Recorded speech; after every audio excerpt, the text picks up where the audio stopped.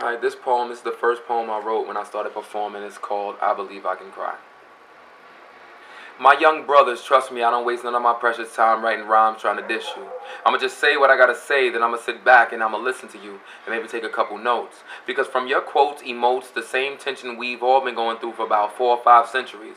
There was a time that if I even looked at a book, they would think about lynching me. So now we here together and we can speak our minds. Why waste our time trying to be thugs and brag about some fictitious crimes? Because the real thugs I grew up with, most of them are either dead or in prison. The ones who ain't, I never see them talking about their crime on television.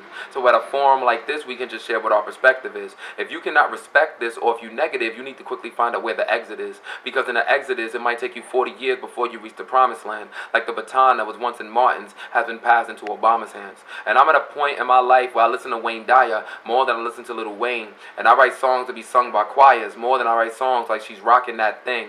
And I care more about dropping jewels than just rocking jewels and making money. And you could call me old if you want to, but I find it funny when your pants hang so low that everybody can see your undies. Like I remember back when I heard KRS-One, You Must Learn for the first time. I was amazed that an MC put black history into every single line. This was at a time when our music reflected the problems of our society. Back when our radio stations believed in playing records that had quality and variety. In the good old days, the rappers could rap and the singers could actually sing. Nowadays, all the rappers seem like bad actors and the singers are all using this annoying auto-tunes machine.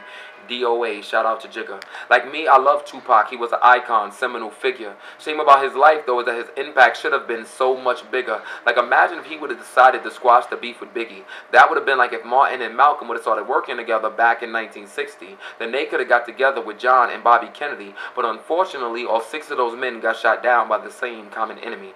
The weeds of hate choke out the seeds of faith.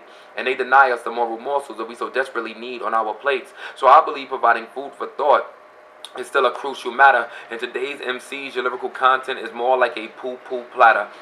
And to the young ladies, you know, there's this fundamental problem. It's hard for men to respect your mental when it seems like you're walking around the streets in your undergarments. You saying you want to be judged by the content of your character. And I guess I should show you respect, right? Because our queens used to walk around naked when they was in Africa. And as I look at you, it look like you're trying to be a queen for the day. There's nothing wrong with being grown and sexy, but there is an appropriate time, age, and place. And the time is not in the street with a teenager throwing it in a grown man's face.